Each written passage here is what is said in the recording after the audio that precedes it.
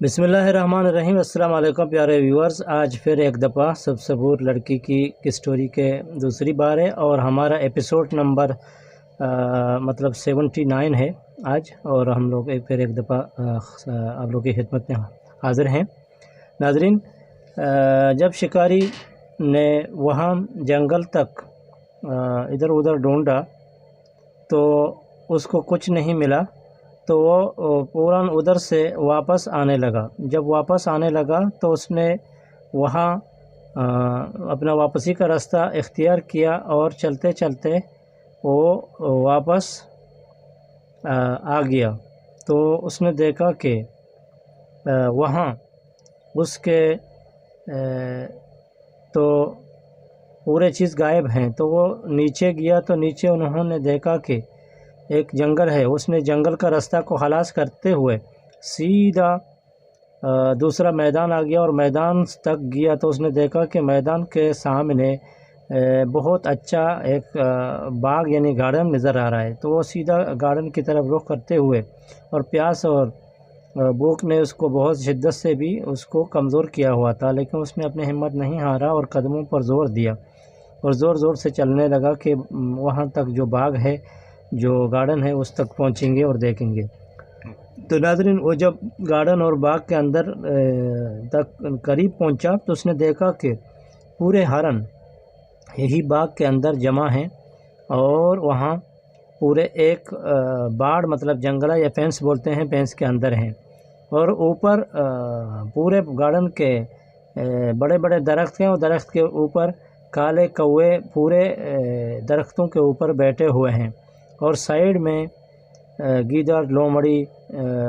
بھیڑیے اور بہت کچھ جنگلی جانور ہوتے ہیں، ریچھ، بالو، وہاں پورا سائیڈ میں قید ہیں۔ اور ایک سائیڈ میں اس نے دیکھا کہ یہی بندر ہیں، اور بندر ایک جگہ میں ناچ رہے ہیں اور ایک دوسرے کے ساتھ کھیل رہے ہیں اور جنگ کر رہے ہیں اور لڑ رہے ہیں۔ تو ناظرین، اس نے یہ نئے سین کو دیکھا تو اس کو معلوم ہو گیا کہ یہ کوئی دوسرا چیز کا جگہ ہو سکتا ہے، اور اس کو اپنے ماں باپ کا پرانا بات بھی یاد آیا کہ میرے کو شمال کی طرف کیوں منع کیا یا کہ اس طرف جانے کے لیے روکا تھا۔ تو اس کو یہی بات زیادہ آ گیا، اور اس کے اندر زیادہ خوف بھی طاری ہونے لگا۔ اس خوف کی وجہ سے اس کے پورے بدن بھی کمکمانے اور کانپنے لگا، اور تو اس نے اپنا طریقہ یہ کیا کہ اس نے وہاں واپسی کا ارادہ کیا اور باغ کے سائڈ سے گزرنے کا کوشش کیا، تو پورے کوے اڑ گئے اور پورے باغ کو سایہ در کیا، اور اس کے اوپر کاں کاں کرتے ہوئے پورا الارم اور خطرے کی نشانی کو ظاہر کرتے ہوئے پورے راستے تک اس کے ساتھ یہی گیم کو ڈمڈماتے ہوئے اور اس کو تک جنگل تک لے کے آیا۔ ناظرین، جب جنگل میں آیا تو اس کے دیکھا کہ جنگل کے پورے درخت ہیں، تو پورے درخت بھی جھوم رہے ہیں اور کانپ رہے ہیں اور اپنے جگہ سے جھولے کی طرف ہل رہے ہیں۔ تو آگے ناظرین آیا تو اس نے دیکھا کہ اس کے پیچھے بہت بڑا جکڑ نما کوئی طوفان کا جو مٹی ہوتا ہے وہ دول کا نمونہ اوپر اڑ رہا ہے۔ جب وہ رک گیا تو وہ دول اڑنا بھی رک گیا، جب چلنا لگا تو وہ پھر بھی چلنا چالو کیا۔ تو ناظرین، اس مسافہت کی وجہ سے وہ بھی زیادہ پریشان ہونے لگا۔ ناظرین، خوف اور وہم کا اس کا دل کا وسواس اتنا بڑھنے لگا کہ اس کے اندر کا جتنا بھی ہمت تھا اس کو پورا اس نے ہی کمزور ہونے لگا، اور جب وہ راستہ عبور کرتے ہوئے پہاڑ کے اوپر تک آیا اور اس نے تھوڑا ہی دم لیا۔ دم لینے کے بعد وہ نیچے راستہ میں گیا تو اس کو وہاں پانی نظر آیا جو کہ اوپر سے شفاف اور نیچے آتے ہوئے اس میں کچرا اور دھول کے نمونے مٹی کے ساتھ دھلے ہوئے بارش کے برسے ہوئے پانی کی طرح چل رہا تھا۔ اور ناظرین، اس جکڑے ہوئے پانی کے اندر اس نے جو ہی اپنا پاؤں کو ڈال دیا اور ادھر سے نکل گیا اور راستہ اختیار کیے ہوئے جکڑتے ہوئے پانی کے ساتھ وہ آگے گیا تو پانی کا وہاں ایک بڑا جھیل تھا۔ جو ہی پہاڑ نے اپنے جگہ سے ہلتے ہوئے اس کو ایک دھکا لگا دیا، اور دھکا لگتے ہی وہ پانی کے جھیل کے اندر گرا۔ جب جھیل کے اندر گر گیا تو ناظرین، اس کا بندوق جو اس کے کندھے میں تھے وہ اس کے کندھے سے آزاد ہو کے وہی جھیل کے اندر غرق ہو گیا، مطلب ڈوب گیا۔ اور ناظرین، اس کا جو حمل اور قطاردان اور جو اس کے میزبان اور اس کے جو سامان وغیرہ تھے جو اس کے ساتھ میں اس کے کمر میں بندھے ہوئے تھے تو وہ بچ گئے، اور اس کو پورا گیلا ہوئے اور اس کو باہر آتے ہوئے اس نے کھول دیا اور سائڈ میں رکھ دیا، جو کہ اس کے توشیدانی کے ساتھ بھی اس کے کمر میں پیٹھ میں لدے ہوئے تھے۔ تو ناظرین اس کو انہوں نے سنبھلتے ہوئے تو اس نے دیکھا کہ میں اپنے بندوق تو ابھی پانی میں غرق کیا، تو لہٰذا وہاں ایک بید کا درخت تھا، تو اس کی طرف گیا کہ وہ ایک لکڑی لائیں اور تدبیر کریں اور اپنے بندوق کو نکالنے کا کوشش کریں۔ تو ناظرین اس نے ہمت کیا، جب وہیں بید کے لکڑی کے اندر گیا تو جب بید کے لکڑی کے بازو میں گیا تو اس نے دیکھا کہ اس کے آنکھوں کے سامنے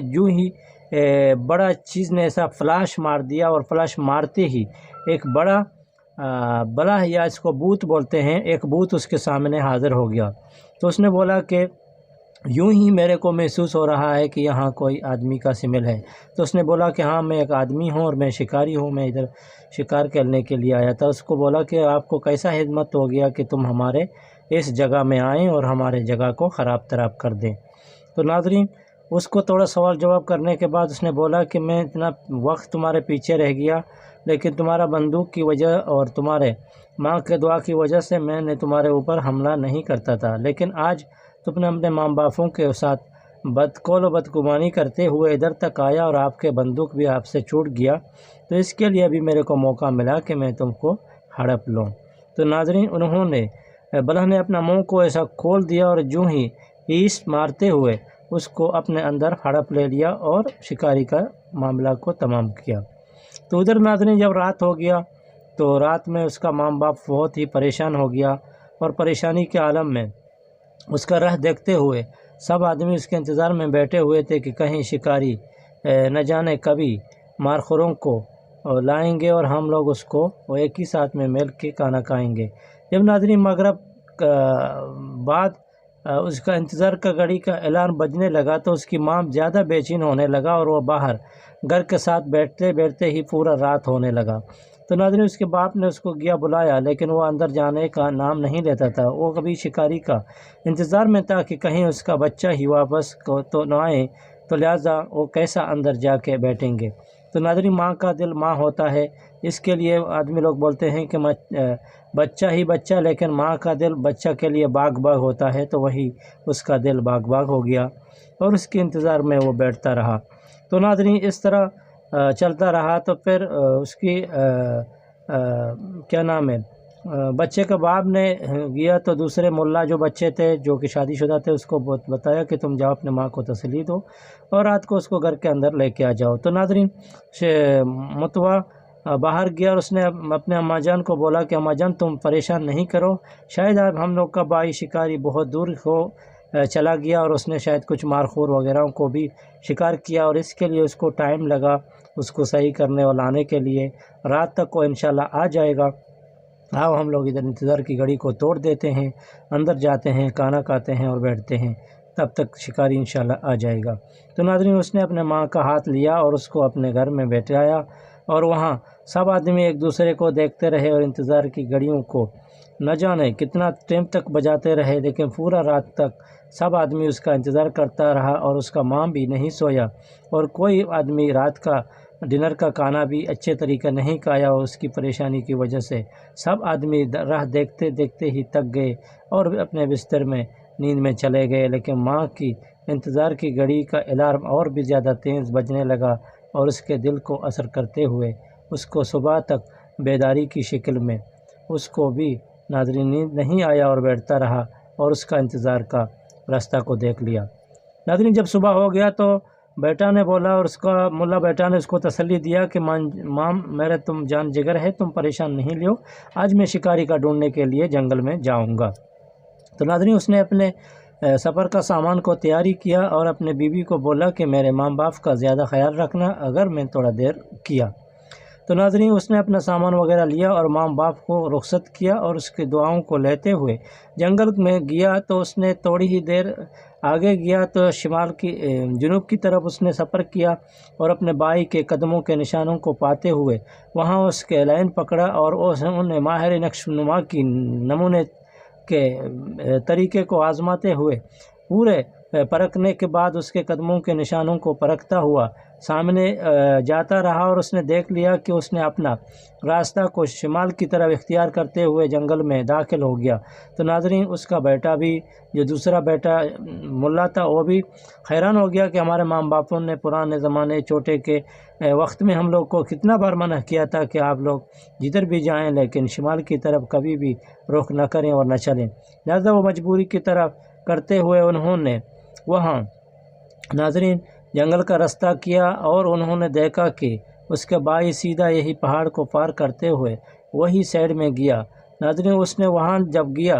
तो उसने देखा कि ये रास्ता इधर से वही मैदान में चला गया। जब मैदान में गया तो उसने देखा कि उसके रास्तों का निशान, जो कदमों के निशान हैं, वो आने जाने के डबल हो गए। नाज़रीन, तो इस जगह में उसका भाई ज़्यादा कन्फ्यूज़ हो गया और उसने बहुत मशवरा और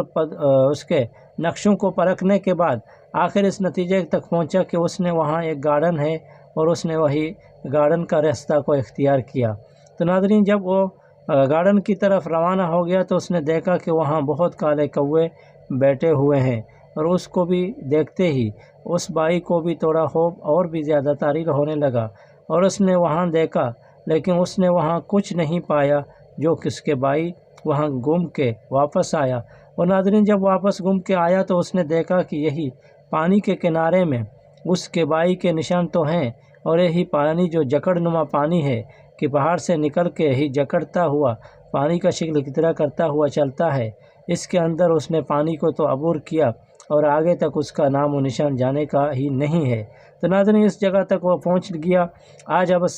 इतना देखिए कल कि क्या हो जाएगा और उसका भाई इसको कैसा तलाश करेगा। उम्मीद है कि आज आप लोग भी इधर तक हम लोग के साथ दें और कर भी इंशाल्लाह इंतज़ार करते रहेंगे स्टोरी का। और आज का स्टोरी आप लोग को पसंद आ गया तो अपना फीडबैक को हम लोग को ज़रूर दें। वीडियो को कमेंट और लाइक और शेयर करना बिल्कुल ना भूलें। अगले वीडियो तक हम लोग को दें इजाज़त। ज़िंदगी रहेगी तो किस्से कहानी कुछ ऐसे जुड़ेंगे कि ज़िंदगी में काम आते हैं। किस्से का राइटर है अली जुम्मा ज़ामरानी और इसका रिसर्च करने वाला है बीबी गुलनिसा जुम्मा ज़ामरानी। आज बस इतना। डेली हम सफ़र को दें इजाज़त। खुदा हाफिज़। Take care. Good bye.